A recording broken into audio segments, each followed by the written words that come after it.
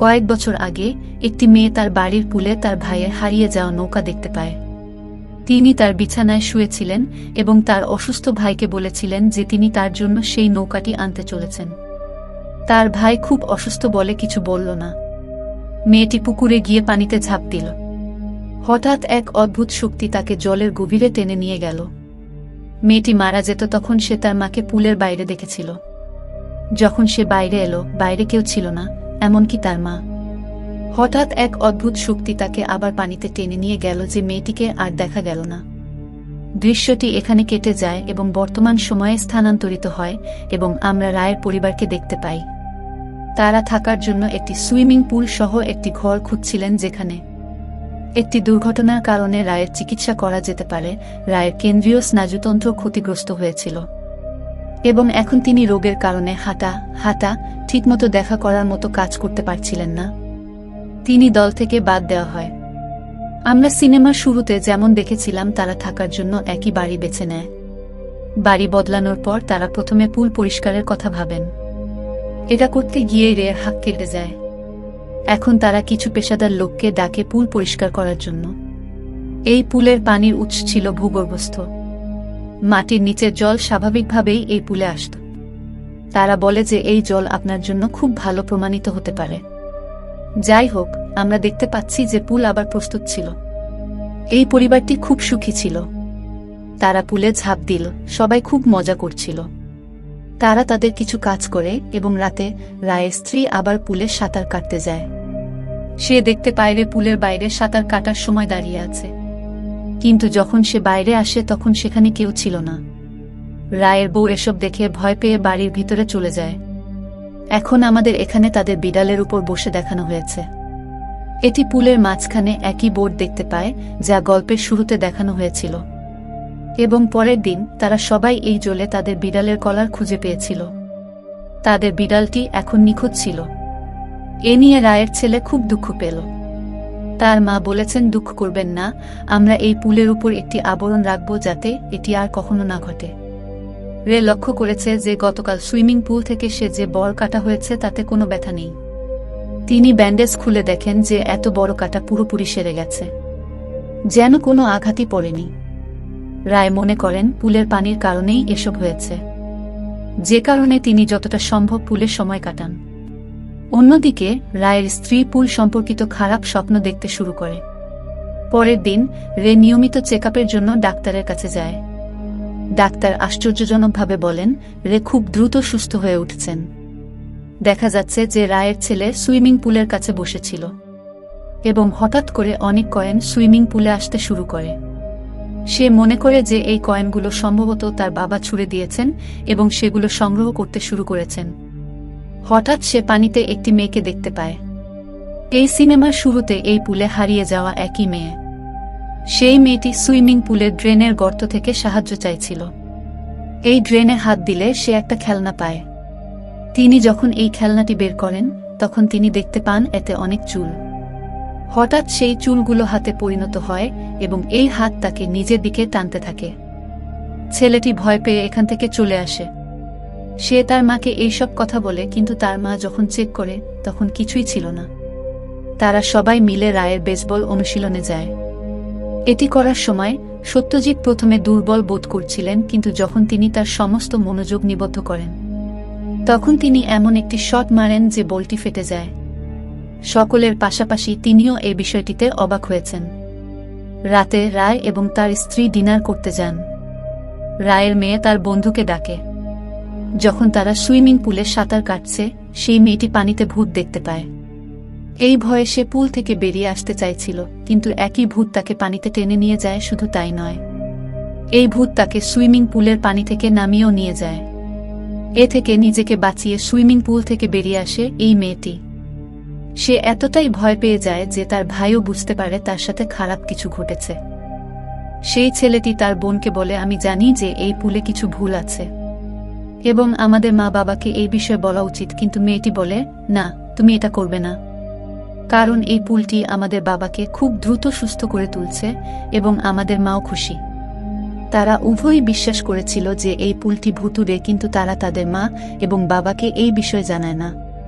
পরের দিন তারা একটি পুল পার্টির আয়োজন করে এবং এজেন্ট আসে যার কাছ থেকে রায় এই বাড়িটি কিনেছিলেন। রায়ের স্ত্রী তাকে জিজ্ঞাসা করে, আমি শুনেছি পুলটি 5 বছর ধরে বন্ধ ছিল। এত বছর ধরে যারা এখানে বসবাস করছিলেন তারা এই পুল ব্যবহার করেননি, এটা কিভাবে সম্ভব? এজেন্ট বলেছেন যে বহু বছর আগে একটি মেয়ে এখানে ডুবে গিয়েছিল, যার সম্পর্কে লোকেরা আজেবাজে কথা বলতে শুরু করেছিল। মানুষ এই পুলটিকে ভয় পেতে শুরু করে এবং তারপরে কেউ এই পুলটি চালায়নি। রায়ের স্ত্রী বলে, ওই মেয়েটার নাম কি রেবেকা ছিল? এজেন্ট হতবাক হয়ে বলল, তুমি কথা জানলে কিভাবে? এই নামটি সত্যজিৎ রায়ের স্ত্রীকে বলেছিল। পুল পার্টির সময় সবাই উপভোগ করছিল। যখন রায়ের ছেলে ক্যামেরা থেকে এই পুল পার্টিতে যা চলছে সবই দেখছিল, কারণ এখানে খারাপ কিছু ঘটুক তা তিনি চাননি। এ সময় এক শিশুকে নিয়ে পানিতে ছিলেন রে। হঠাৎ তিনি পুলের মধ্যে একটি কালো ছায়া দেখতে পান যা তার ভিতরে চলে যায় এবং সেই কালো ছায়া নিয়ন্ত্রণে আসার সাথে সাথে তাকে দখল করে রায় সেই শিশুটির সাথে জ্বলে যায়। রায়ের ছেলে যে তার ঘরে দাঁড়িয়ে আছে সে সব লক্ষ্য করে এবং নিচে এসে তার মাকে জানায়। তারা রায়ের হাতে শিশুটিকে বাঁচায়, কিন্তু যে শিশুটিকে নিয়ে রায় পানিতে পড়েছিল সে তার কোচের ছেলে। কোচ খুব রেগে গেলেন। তিনি রায়ের বিরুদ্ধে একটি এফআইআর দায়ের করতে পারতেন, কিন্তু রায়ের স্ত্রী তাকে বলে যে সত্যজিতের অসুস্থতার কারণে এটি ঘটেছে। রায়ের অবস্থাও খুব অদ্ভুত হয়ে গিয়েছিল, সেও অদ্ভুত সব কাজ করত। এই কারণেই তার স্ত্রী তাকে ঘরে তালাবদ্ধ করে এবং নিজেই সেই মেয়েটির উপর গবেষণা শুরু করে যে বছর আগে এই পুলে ডুবেছিল। এটি করতে গিয়ে তিনি জানতে পারেন যে বহু শতাব্দী ধরে মানুষ এই পুলে অদৃশ্য হয়ে যাচ্ছে। এটা জেনে সে নিজেও ভয় পেয়ে গেল। সে প্রথমে এই পুল থেকে জল সরিয়ে তারপর রেবেকার মায়ের কাছে যায় এবং তাকে জিজ্ঞেস করে, রেবেকা, এবং তোমার ছেলের কি হয়েছে, যে খুব অসুস্থ ছিল, সে আজকে কেমন আছে? আর সে শহরের এত বড় মানুষ হলো কিভাবে? প্রথমত এই মহিলা বলছেন, আপনি যা বলছেন তা মিথ্যা, আমার কোনো মেয়ে ছিল না। কিন্তু রায়ের স্ত্রীর দ্বারা জোর করে তিনি একটি শুভ কামনার গল্প বলতে শুরু করেন।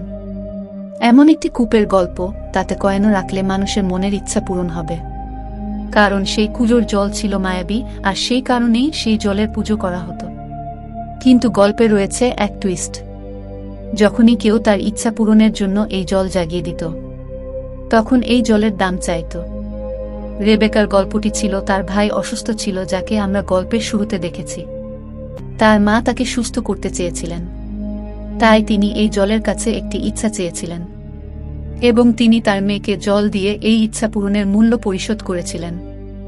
সহজ কথায় তিনি তার ছেলেকে সুস্থ করার জন্য তার মেয়েকে বলি দিয়েছেন। রায়ের স্ত্রী লক্ষ্য করেন যে এই মহিলা কালো চোখের জ্বলে কাঁদছিলেন, কিছু একটা তার দখলে রেখেছিল এবং এখানকার জলও অদ্ভুত কাজ করছিল।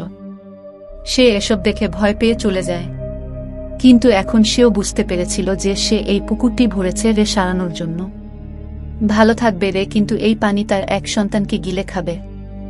বাড়িতে পৌঁছে আমরা দেখি যে রায়ের 2 সন্তান তাদের বাবা মাকে খুঁজছে এবং তখনই রায়ের ছেলে বাইরে তার বিড়ালের কথা শুনতে পায়। তিনি যখন পরীক্ষা করতে যান তখন তিনি অবাক হয়ে দেখেন যে পুলটি আবার জলে ভরে গেছে। এটি তাকে বিরক্ত করে, কারণ সে জানত যে তার মা এই পুলটি খালি করেছে। সে পুলটি পরীক্ষা করার জন্য এগিয়ে যায় এবং তারপরে আবার সে তার বিড়ালটিকে পুলের একটি টিউবের উপর বসে থাকতে দেখে। যখন সে এটিকে বাঁচাতে পুলের ভিতরে যায় তখন কিছু তাকে পুলের ভিতরে টেনে নিয়ে যায় এবং পুলের আবরণ বন্ধ হয়ে যায়। রায়ের মেয়ে যে এই সব দেখছিল তার ভাইকে বাঁচাতে বেরিয়ে যায় এবং এরই মধ্যে রায়ের স্ত্রীও এখানে আসে। তারা দুজনেই আবার পুলের আবরণ খোলার চেষ্টা শুরু করে এবং রায়ের স্ত্রী তার মেয়েকে যেতে এবং সাহায্যের জন্য রায়কে ডাকতে বলে, কিন্তু ভিতরে সত্যজিৎ কিছু অশুভ শক্তির দ্বারা খারাপভাবে আবিষ্ট ছিল। তিনি এটিকে নিজের নিয়ন্ত্রণে নিয়েছিলেন এবং তাই সত্যজিৎ তার মেয়েকেও আক্রমণ করে। এখানে রায়ের স্ত্রী তার মুখে একটি পাইপ রাখে এবং পুলে ঝাঁপ দেয়, যাতে সে তার ছেলেকে বাঁচাতে পারে এবং এই পাইপের মাধ্যমে শ্বাস নিতে পারে। যখন সে এই পুল থেকে নেমে যায় তখন সে গভীর জলের মুখোমুখি হয়। সে তার ছেলেকে এখানে খুঁজে পেয়েছে, কিন্তু সেও অনেক ভূত দেখেছে, তারা সবাই তাকে ভয় দেখাচ্ছিল। সে তাদের থেকে পালানোর চেষ্টা করে, কিন্তু সে উপায় খুঁজে পায়নি এবং এখানে রেবেকার আত্মা তাকে সাহায্য করে। সে পানিতে একটি মুদ্রা ফেলে দেয়। রায়ের স্ত্রী মুদ্রার দিকে যাওয়ার সময় তার ছেলেকে পুল থেকে বের করে নিয়ে গেলেন, কিন্তু এখন তার ছেলে শ্বাস নিচ্ছে না। সে তাকে বাঁচানোর চেষ্টা করছিল এবং সেই সময় দখলকৃত রে এখানে আসে এবং সে তাকে বলে যে তুমি তোমার ছেলেকে বাঁচাতে পারবে না। এই বলে সেও তার স্ত্রীকে গলায় জড়িয়ে ধরে বাতাসে তুলল। তিনি তার স্ত্রীকে হত্যা করার আগে তার মেয়ে পেছন থেকে তার মাথায় তার বেসবল ব্যাটটি আঘাত করে। তার মেয়ে তাকে তার জ্ঞানে আসতে বলে এবং তখনই সত্যজিৎ তার পরিবারের সাথে কাটানো ভালো সময়গুলোর কথা মনে করে। তিনি বমি করেন এবং তার ভিতরের অশুভ আত্মা বেরিয়ে আসে এবং রে থেকে যে অশুভ আত্মা বেরিয়েছিল তা জলকে কালো করে দিয়েছে। সত্যজিৎ বুঝতে পেরেছিল যে কাউকে জলে গিয়ে বলি দিতে হবে। তিনি তার পরিবারকে বাঁচাতে এই পানিতে পড়েন এবং এই পানি তাকে ত্যাগ হিসেবে গ্রহণ করে তার পুত্রকে নতুন জীবন প্রদান করে। সিনেমার শেষ দৃশ্যে দেখানো হয়েছে যে রায়ের পরিবার তাকে অনেক মিস করছিল। তারা এখন সিদ্ধান্ত নিয়েছিল যে তারা সারা জীবন এই বাড়িতে থাকবে, যাতে এই পুকুরের জল আর কেউ না জাগে এবং এই পুলটি অন্য কাউকে হত্যা না করে।